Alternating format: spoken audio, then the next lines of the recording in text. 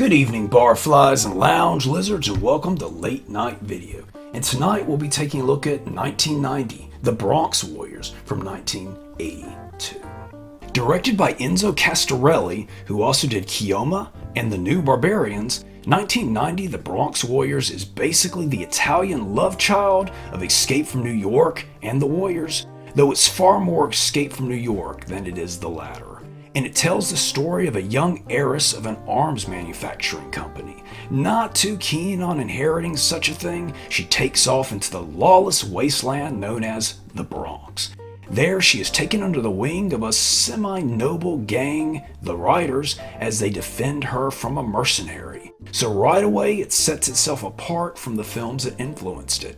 Rather than a story about an outsider's journey into a hostile land, this one is about the insiders dealing with both the inside and the out. The film stars Mark Gregory as Trash, the leader of the Riders. Now we're going to get into some supposedlies early this episode, so bear with me. There are actually two different stories floating around about Gregory's discovery. The first, and the one I've heard the most, is that he was working as a waiter, sometimes as a shoe store clerk, and the film's director and producer saw him working out at the gym and discovered him. The other is that his girlfriend at the time sent in his photo to the production company as a gag, but the production company liked his look so much they called him in for an audition of which he beat out 2,000 other actors for the role. Whichever the case, Gregory, who was 17 at the time, would go on to star in the 3 Thunder Warriors films, as well as Delta Force Commando. Then we have Vic Morrow as the ruthless mercenary Hammer. Morrow did many genre pictures, including Message from Space, Humanoids from Deep, and numerous TV shows. 1990, The Bronx Warriors was actually his final completed film before his untimely end. And finally, we have the great Fred Williamson of Take a Hard Ride, Delta Force Commando with Mark Gregory, and The New Barbarians. And as it is with everything he does, he has 5 levels of awesome in this one. Oh yeah, did I forget to mention that the great George Eastman is also in this picture? If you aren't intrigued by now, you might be on the wrong channel. 1990 The Bronx Warriors, according to the producer of the film, was inspired by a real-life event when he missed his subway stop for his Manhattan hotel and ended up deep in the South Bronx. And at one point whilst exploring the area, he was threatened by, and I quote, thugs with switchblades.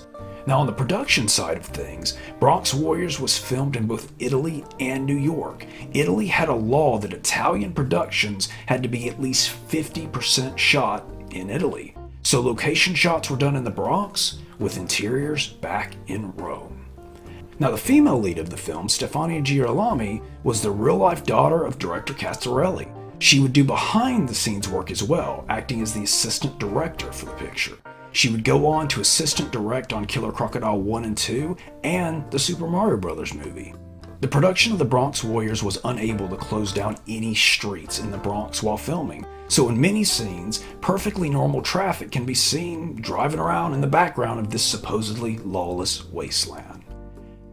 Now, The Bronx Warriors would prove popular enough that a sequel was produced in 1983 called Escape from the Bronx. Both director Castorelli and star Mark Gregory would return for this one, and unlike many sequels of the time, it continues Trash's story, just a few years later. Wacky? Yup. I'd say with its use of flamboyant characters, it's pretty wacky, but that being said, it's a dark and fairly serious movie. This one has been released on VHS, DVD, and Blu-ray, and at the moment is readily available. Objectively speaking, I would give it 3.1 not Snake Plisskens out of 5. But for me personally, I'd move it much closer to a 4. This was a favorite movie of mine as a small child. I remember seeing it on TV one morning before either 1st or 2nd grade, and it just really captured my fancy. And funnily, I saw it way before I ever saw The Warriors or Escape from New York.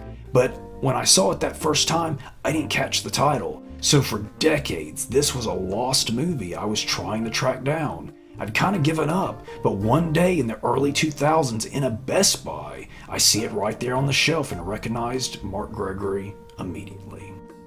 And that's all the time we have for this week. Please like, comment, subscribe, and keep it wacky. Your dungeon master has placed you in a dreadfully precarious position. You're playing the most phenomenal game ever created. Your skin grows cold from your first glimpse of the enormous beast. It's a product of your imagination. Survival depends on a quick, decisive move. Your choices are limited. Stand and fight, or run. Use your lightning bolt. Victory is yours. Win the treasure. TSR Hobbies, Dungeons & Dragons games. Products of your imagination. Hollywood, are you up to no good? Hey, Babe the Farmer's Daughter, this stuff is way good. Fabergé Organic Shampoo. Of course, Wimp. Well, I use it too. What's that? It's the new Fabergé Organics easy-to-use dispenser with Pro-Vitamin B5. Hey! Yeah? This stuff's too good to hit you with. Well, I always have a supply of the new Fabergé Organics shampoo and conditioner. So should you. Hollywood, now stop that, Hollywood.